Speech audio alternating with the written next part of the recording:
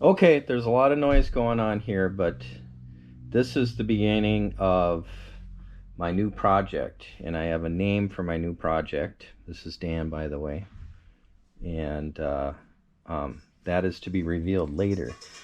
But in order to do the project here, which I will show you, it's downstairs in the workshop here, but I want to go through all of the piece parts here that we've got to put this project together.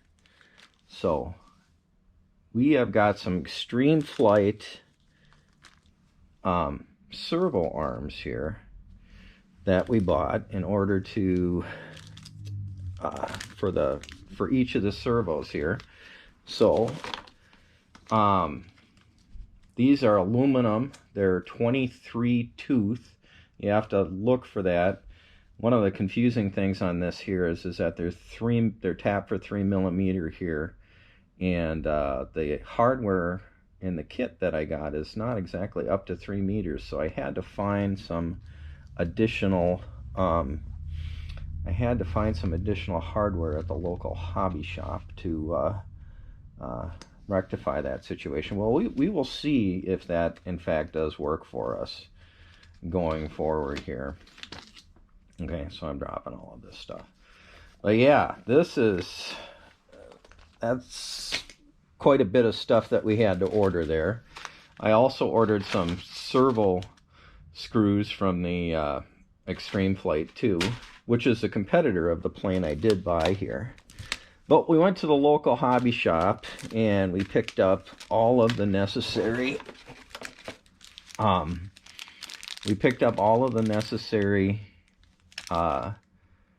servo extensions here, and these are high voltage, gold plated, top of the line servo extensions here. So feeling good about that. So yeah, all of these little piece parts, these are the things that just nickel and dime you to death here. So one of the things I had to do for my charger, who I love very much, when it starts up, she says, "I am ready," and it's a giving charger. So this is for charging the 6S battery. There, chargers over there. And we have some clips to hold the servo extensions and the servos together here. So we got those two. And then my intention is to fly this as a 12S airplane here. So what I've got here is this is a series cord, but I think I could probably fly it with just the one 6S there. But those are things that we will determine in the future here. So there's another set of connections here. So here, we bought this from the local hobby shop. I like to support the local hobby shop so that they're there when I need them during the course of the build. So I went on the kind of the risky end here and did not buy the motor that is recommended from the manufacturer of the airplane. But look at that guy. That is huge. It's a 1.6, 6362, 250 kilovolt beast here. So we will be working to see how we can get that thing up and spinning this. This is going to spin a 20 by 10 propeller. So this is the big beast on the thing here. So we're going to see how that works. It's probably going to require some slight modifications to get it to fit into the aircraft the way that I want it. But I like to support the local hobby shop. So plus they're good guys and they answer a lot of questions and stuff. So I wanted to shoot business their way, as they've helped me quite a bit with my other airplanes and such. So all right, this is the other thing that we bought from the local hobby shop here. This is a Spectrum receiver for it. It's an AR8360T. So this one has full telemetry, and of course I did not get the Spectrum batteries for this because if I'm going to go 12S, it's not going to give me the individual cell voltages or anything through the telemetry here. But This does, in fact, have a gyro in it, and I have forward programming on my Spectrum IX12 radio, which is I really like that. I'm not, you know, I'm still kind of taking baby steps with it, but I've been able to do some pretty fancy stuff with my Timber X at this point with the 7-channel receiver here. So I went ahead and went with the Spectrum here. So, and then this little thing is a $35 extra. This is a remote receiver. The airplane has carbon fiber in it, and carbon fiber tends to block the radio signals. So I figured it was probably a good bet to get a secondary receiver. I plan on running the whole thing on high voltage, which I think is what, 8.7 volts or something like that. Now this here is a big, smart 120 amp brushless ESC from Avion. This is one of their smart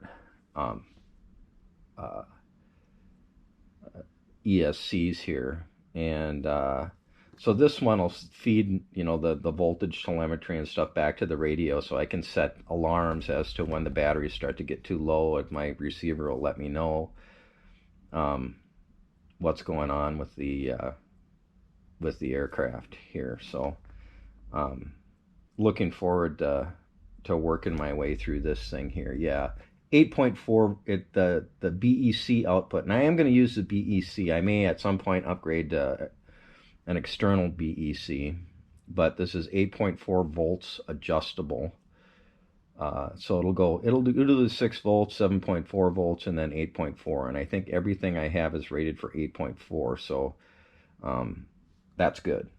And then the guy at the hobby shop also told me that these are like the greatest deal ever in a high output receiver, or excuse me, servo here. And I've got 5 servos here because there's gonna be 2 servos for the elevator. But this is a yeah, let me see here what this is rated for. It says it's rated for a